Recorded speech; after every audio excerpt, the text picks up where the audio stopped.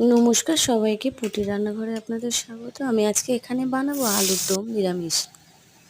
তো আমি নুন হলুদ মাখিয়ে নিয়েছি, আলু টুকরো করে কেটে নিয়েছি, তারপর আলুগুলো সর্ষের তেলের মধ্যে দিয়ে ভেজে নিয়েছি। ভাজা তেলের মধ্যে গোটা জিরে, শুকনো লঙ্কা আর গোটা গরম মশলা ফোড়ন দিয়েছি।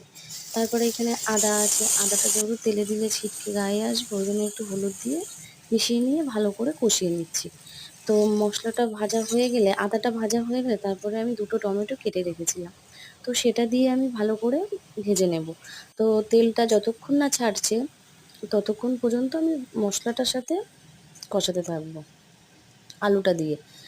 তারপরে আলুটা দিয়ে তো আমি ভালো করে কষিয়ে নিয়েছি। তারপর বেসিক যা মশলা থাকে, হলুদের গুঁড়ো, জিরের গুঁড়ো, লঙ্কার গুঁড়ো, এইগুলো দিয়ে আমি ভালো করে কষিয়ে নেব। বেশ ৫-১০ মিনিট মতন কষিয়ে নেব, ঢাকা চাপা দিয়ে আমি কষিয়ে নিয়েছি।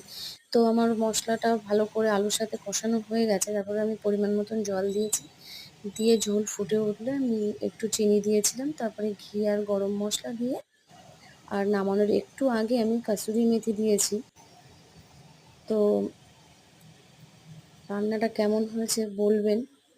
তো কাসুরি মেথি দিয়ে আমি নামিয়ে নিয়েছি।